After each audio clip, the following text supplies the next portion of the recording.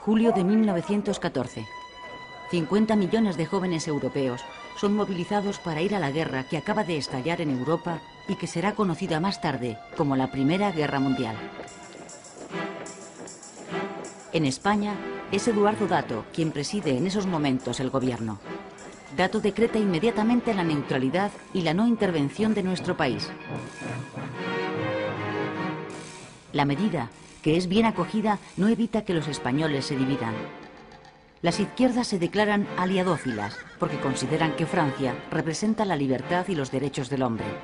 Las derechas se muestran germanófilas porque ven en el Segundo Reich la encarnación política del orden. ¡Abajo los aliados! ¡Venga! Alemania ganará, no se da cuenta, dense por vencidos. Han inventado la aspirina. Me pongo a temblar, estamos perdidos. Haya paz, caballeros, haya paz.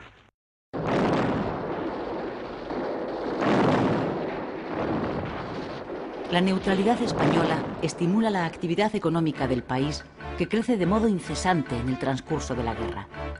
La demanda de nuestros productos en el mercado extranjero se dispara. Desde la industria al campo, pasando por la minería, todos los sectores conocen un periodo de bonanza. Se vende todo lo que se produce. Los cuantiosos beneficios obtenidos propician el desarrollo del capitalismo español. La burguesía es la gran favorecida por esta súbita prosperidad. Muchas de las grandes fortunas familiares del país surgen en ese tiempo. La clase obrera, sin embargo, se ve perjudicada a largo plazo por los efectos económicos de la Gran Guerra. El exceso de exportación acaba provocando escasez en los productos de primera necesidad y, en consecuencia, su encarecimiento. Durante los 4 años de la guerra, el coste de la vida sube en España un 40%, mientras los sueldos permanecen al mismo nivel. 9 pesetas para el recibo de la casa, eso lo primero. Y 2 para Pascuala. 5 para la sociedad. Y 10 para pagar la colada. Estos son deudas que hay que pagar. Nos quedan hasta el día 8 que cobre yo 30 pesetas. En claro contraste con la euforia de la burguesía, crece la indignación de los obreros, los grandes perjudicados por la inflación. Muchos se afilian a los sindicatos de clase que presionan a las empresas para conseguir subidas salariales. Tanto la CNT como la UGT se convierten en esta época en auténticos sindicatos de masas. Los trabajadores no organizados, como los funcionarios o los campesinos, ven cada vez más amenazado su ya ínfimo nivel de subsistencia. El malestar y el descontento llegan también al ejército, una institución arcaica, mal dotada y sobrecargada de mandos. 16.000 oficiales para 80.000 soldados. El bajo nivel de sus sueldos y los polémicos ascensos por méritos de guerra que favorecen a los militares que sirven en Marruecos son motivo de irritación creciente. A comienzos de 1917 surgen primero en Cataluña y después en toda España las juntas de defensa, una especie de sindicato militar con un discurso regeneracionista que aspira a poner remedio a los problemas del ejército. Las preside el coronel Márquez. A pesar de que las juntas no están permitidas por las ordenanzas militares, el poder civil se ve obligado a legalizarlas. Esa claudicación del gobierno es interpretada por muchos como un mal augurio. Se acaba de constituir la Junta de Madrid en el último reducto de la reacción palaciega y le envían su apoyo. ¡Saque bacha, coronel! ¡Que bacha! ¡Mano dura! ¡Mano dura! Denos usted una orden. El país está en nuestro poder. Aguante, coronel. Denos usted una orden. Una orden, mi coronel. España la necesita. Ordeno hacer honor al uniforme. Primero obedecer y luego todo lo demás. Abrid paso.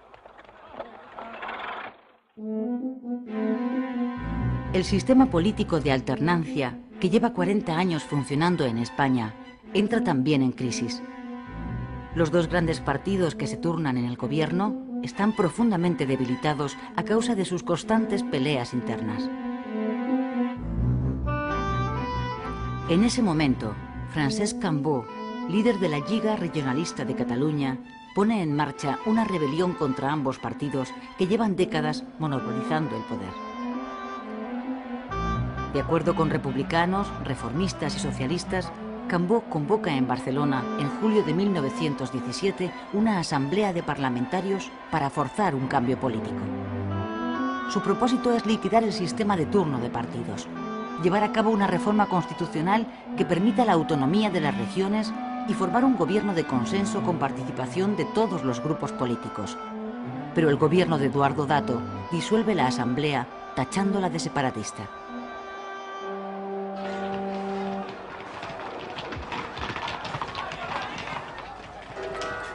Agosto de 1917. Comienza la huelga general revolucionaria convocada por UGT, aunque los motivos aducidos son económicos, es decir, la indignación obrera por la subida del coste de la vida, su objetivo declarado es político: derribar la monarquía, formar un gobierno provisional y convocar unas cortes constituyentes.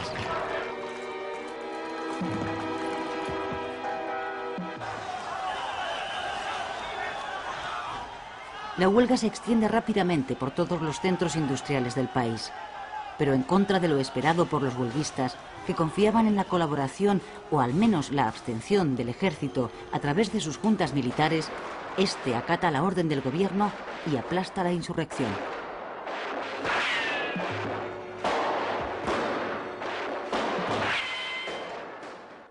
El fin de la huelga se salda con 80 muertos, 150 heridos y 2000 detenidos, incluidos todos los miembros del comité de huelga.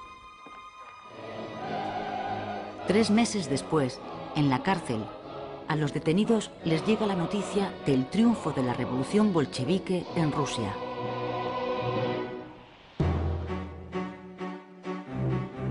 Una profunda crisis política se instala en España. Los gobiernos se suceden porque no duran más de 5 meses como media. Alfonso XIII intenta resolver la situación encargándole a Antonio Maura la formación de un gobierno de unión nacional.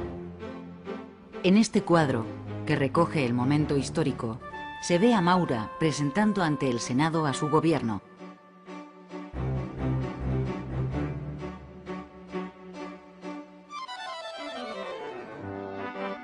Pero como recoge esta caricatura animada, también este gobierno dura poco.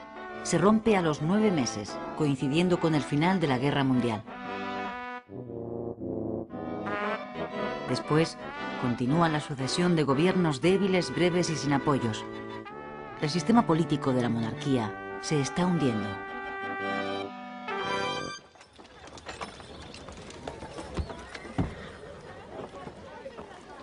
Estas imágenes son las primeras que existen de la celebración del 1 de mayo. Son de 1919 y corresponden a la manifestación que organiza la UGT en Madrid. El sindicato celebra también la última gran conquista de los trabajadores, la implantación hace pocos días de la jornada de 8 horas.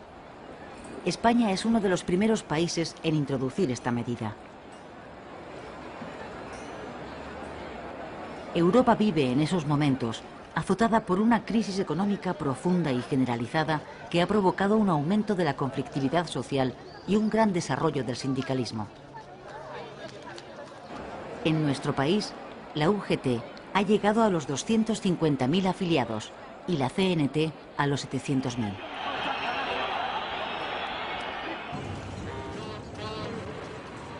Antes de acabar la década, en 1919, comienza en Barcelona, promovida por la CNT, la que va a ser la huelga más emblemática de esta época, la de la empresa eléctrica La Canadiense.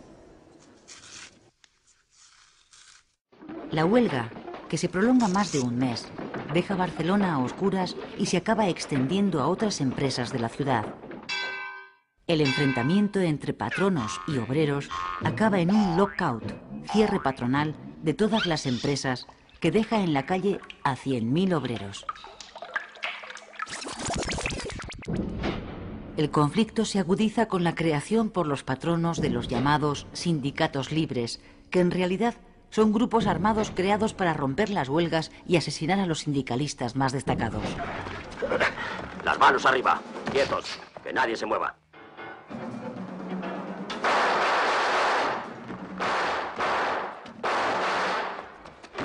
Los anarquistas, para defenderse, crean a su vez sus propias bandas de pistoleros. Comienza así una espiral de sangre, el pistolerismo, en la que el terrorismo sustituye a la lucha sindical. En 7 años, entre 1914 y 1921, 523 obreros y 40 patronos mueren asesinados.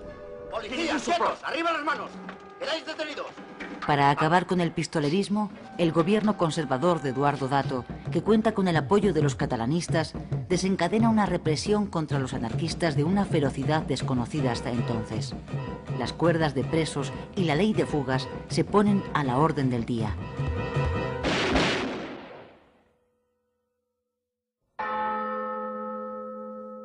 Marzo de 1921. El presidente del gobierno, Eduardo Dato, es asesinado por 3 anarquistas. El líder conservador se convierte en víctima de la política que su propio gobierno está aplicando en Cataluña.